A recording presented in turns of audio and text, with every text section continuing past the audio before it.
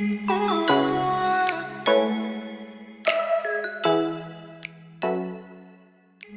guys, welcome back here. It's your favorite girl Machi, and you're on with Lifestyle with Machi.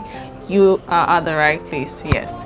So if you've watched most of the videos I've posted recently in my YouTube channel for the past few weeks, it's been mostly about my journey towards my student visa downgrade, as well as my expired passport extensions. And if you're wondering why I was trying to get all those things done, it was due to the fact that I graduated. I am done with my bachelor's level in the Philippines, and I intend to leave the country. So I was working towards getting those documents finalized so I can be able to travel out of the country back home to Nigeria. And if you notice, the background is different, isn't it? Okay, surprise! That's because I'm no longer in the Philippines. I am back home in Nigeria at the moment. Yeah, so I'm in Nigeria, and it's a wow. It's a wow. I came back on the 13th day of March 2022. My flight was on the 12th. I left the Nino Aquino International Airport on the 12th of March, and I got to Nigeria on the 13th of March. I had one transit on my way, the travel. I had a transit at Doha because I was using Qatar Airways, and so on 13th I got to Nigeria, and I got picked up by my siblings at the airport, and I don't know, it was a whole lot of experience, and that's what this video particularly is all about. I'm going to share with you my experience through the journey of my flight from Philippines back to Nigeria, and let me just say it was kind of stressful. The flight was a smooth one, but the process in leading up to boarding was rather stressful. And when I had gotten to the international airport here in Lagos, Nigeria, my goodness, the immigration there, everything seemed to go as smoothly as possible. However, at the ending part of it, there was some sort of ruckus between me and an immigration officer, which actually made me break down.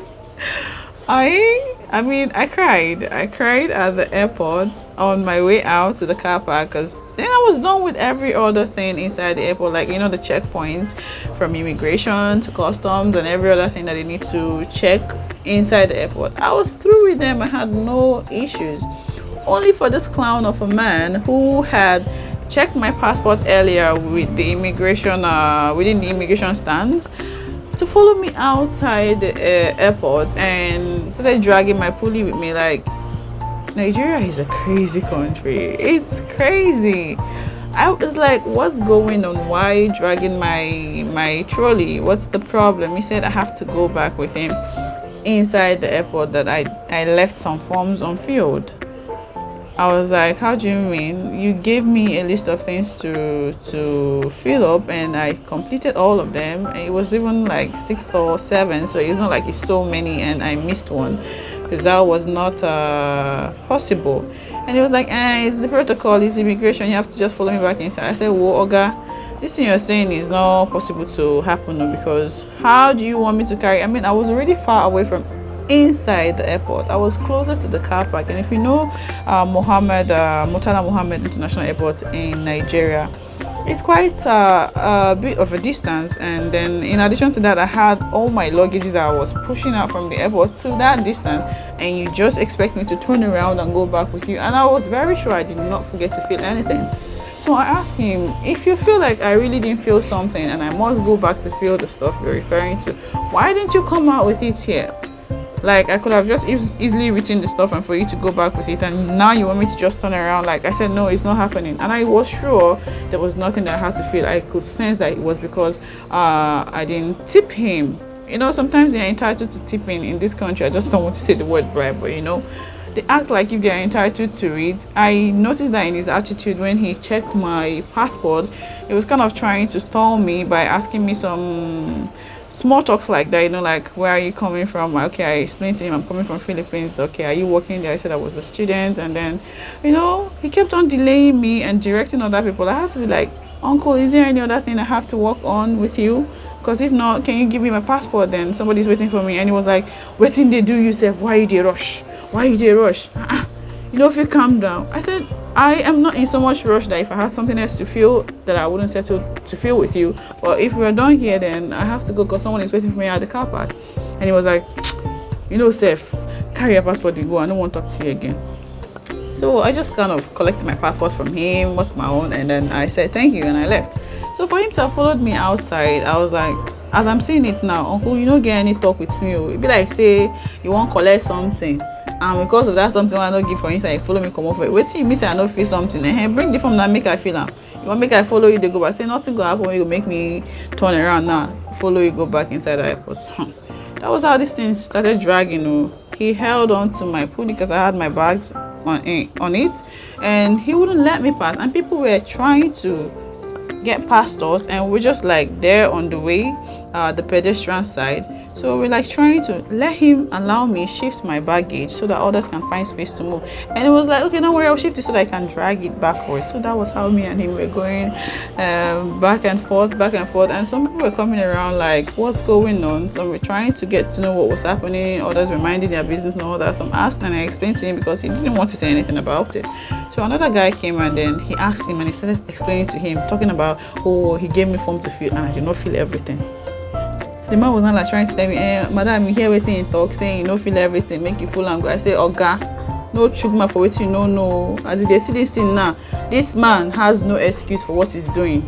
Let's just say this thing for what it is. He wants me to settle him, and I'm not going to do that because the form he gave me only had like 4 or 5 lists. There is no way I could have missed it. Only that I didn't take a picture of it.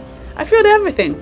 He was the one that even wrote my passport number by himself before he gave me the rest to fill, which just had something like inconsequential things that he wanted me to write just so he can stall me and see whether I can give him something, right? Your state of origin, that and all the things that I've answered already before I even got to getting to their stand. So it was not really necessary.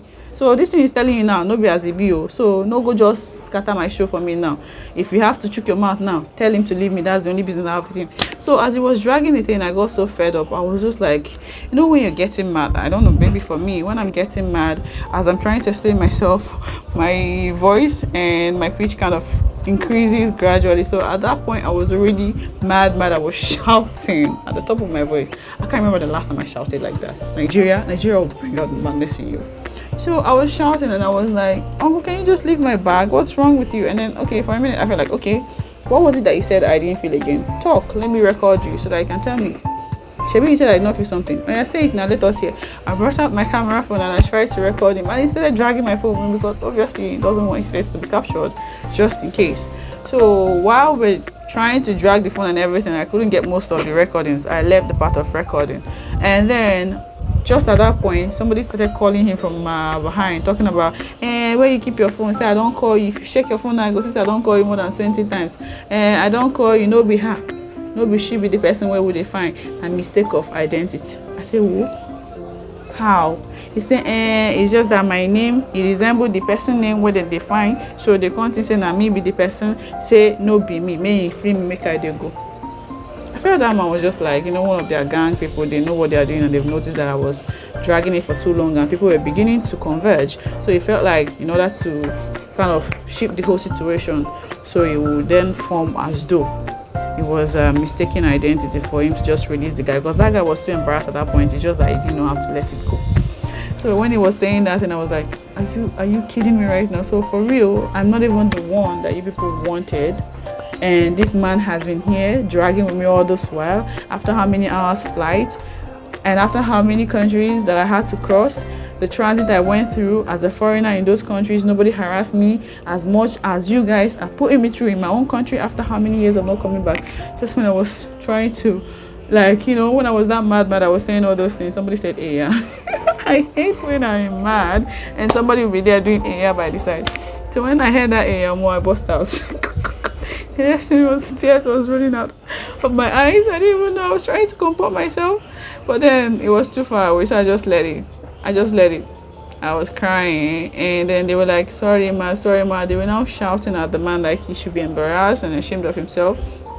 Why would you put me through all that? If he was not sure of the person, why do you have to come and drag me along and all that? That you should apologize. The other man that came that told him that I was not the person you were seeking for was now apologizing, talking about, sorry madam, no vex, no vex. Yeah. The other one, they were telling him to apologize to me. Then I was still crying. I was like, shit, let me pass. Get out of my way. Keep the apology. I don't want it. I was feeling my trolley. I was like, everybody I was passing was like, sorry, waiting happen now. Oh my goodness. I said, what is this? Like when I stepped out of the airport, I felt like, oh wow, nobody tries to harass me. Oh, this is a good development, compared to the stories I hear about the airports here in Nigeria. It's embarrassing, but so only for the man to come and pause and sign inside the garage, the thing was like, nah, messed up the whole show. By the time I got to the exit where my siblings were waiting for me, my eyes were already red. My nose, I had snot on my nose, like I was already messed up. I didn't even have the energy. I was even confused when I was like, they were like trying to hug me, because then again there's another man dragging my bag with me because he wants to help me and push it to the back. So my eyes were focused on whether the uncle would steal my items and all that. So I was just like so scattered, and my head was not there when I met my siblings. Well, my goodness, this country will drive you crazy if you are not careful enough. Like, it's not a place for dulling at all. I was smiling all through until that particular incident happened. And my sibling were like, you shouldn't have cried for him. You should just, how it is now. Stand down and charge on him and shout and all that. But I think I have not really adjusted at that moment. Like, I have not kind of set in the Nigerian mood and environment in me, because why would I be breaking down for a clown? Why would I shed tears for a clown? Or because it's just like, I think it was all a combination of the stress, the hunger in me and everything, and then some aspect of disappointment, because I felt like, okay, things are better, and then they dashed the hope of it. So that's just it. That was how my flight at the Nigerian airport here. That was what happened at the Nigerian airport. And then at the Philippine airport, they dragged me on my luggage. They dragged me on my luggage like tiger generator. Like, I think it was all my fault. I knew something like that could happen, but I was like gambling, trying to see whether I can scale through. I had